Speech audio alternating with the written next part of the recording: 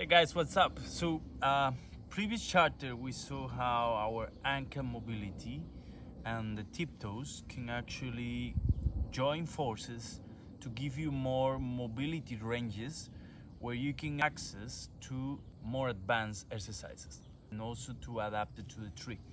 Next progression is gonna be when you are actually a stand. So we saw that exercises already being like this in squat. Let's see what happened when you actually stand. How can you improve? How can you incorporate these tools that I gave you before? So we were like this, and then I have shown you how to be like this, right? And then you saw all of that possibilities being in this position.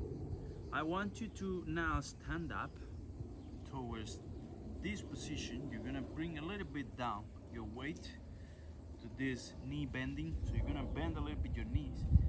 And then while bending, you're gonna use tiptoes again, okay? So while being in tiptoes, what you're gonna do is you're gonna try to explore where your knee can go. So my knee can go in, it can go out, right? So in, out, okay? That's only one knee.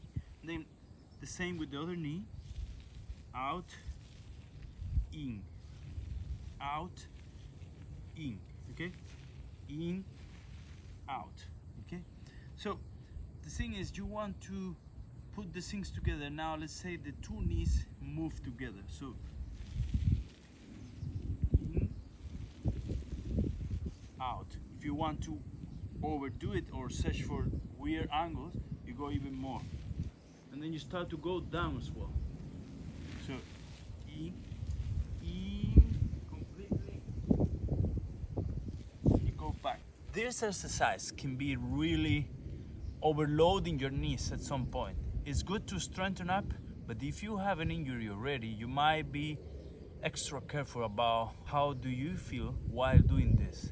Important thing for you to know is that if you are already in pain, you cannot just keep going with your usual training. Of course not.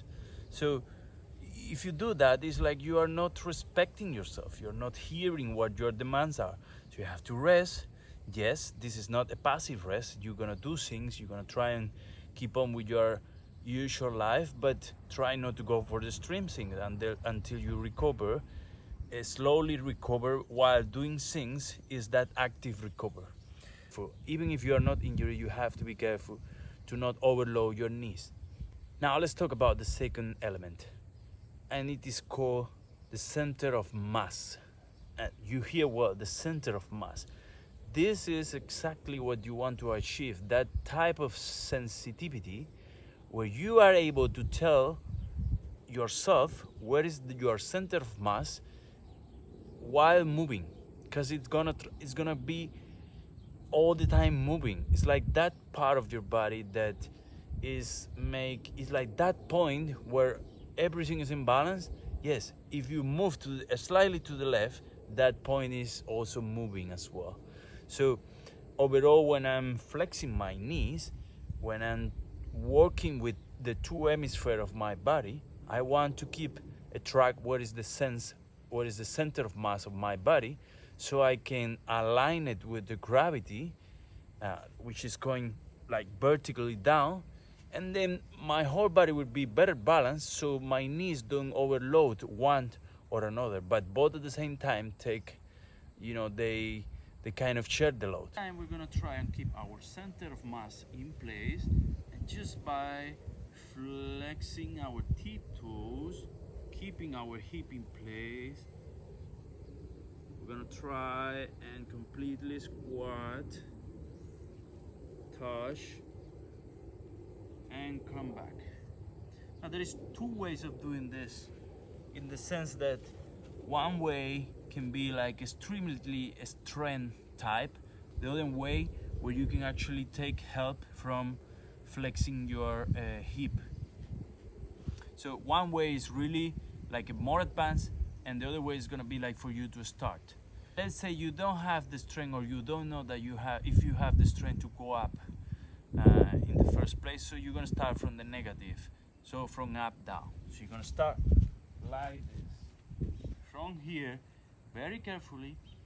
You can also take like a rail or something like in a stool, like in a chair, something to help yourself. And you're gonna slowly take some load there, right? Going tiptoes, slowly without, first you're gonna try like this, like breaking your hip. So you're gonna break your hip, you're gonna get down. Just like a traditional squat, kind of. So the only difference is your center of mass and your upper body want to be relaxed, not overstressed, like not tight, okay? So kind of relaxed. So you're holding your stool, and you go up and down, keeping straight and relax your shoulder, okay? So, and the second is gonna be where you keep this as straight as possible, okay? So I'm again holding the stool, but now I'm gonna keep this straight. It's gonna be like this and back. I want you to be really careful with this, because these are the very basics we are building up to be able to take this into the wild, into the forest, where things happens all the time out of the script, where you cannot control the whole situation, but you must be able to, whatever happen, with more tools that you have integrated already, right? That's why it's so important to build a strong base. So then later it just happened that you saved the day, okay? So let's put everything together for today. Let's start with 1 in, 1 out. 1 in, 1 out. 2 in, 2 out. Now you put the tension in the center of mass. So I'm gonna keep it relaxed and in the center, and is my knees the one that is gonna turn. And then I get down. Go to the center, relax the shoulder. They turn and relax here. Okay?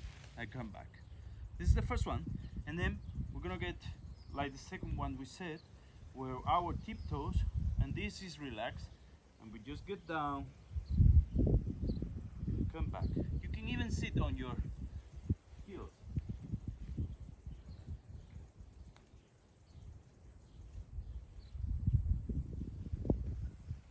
Or you can sit inside.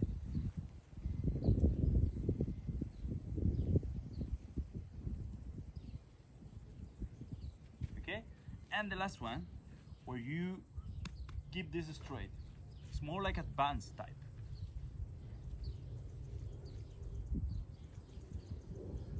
So bring your hip in, get there, relax.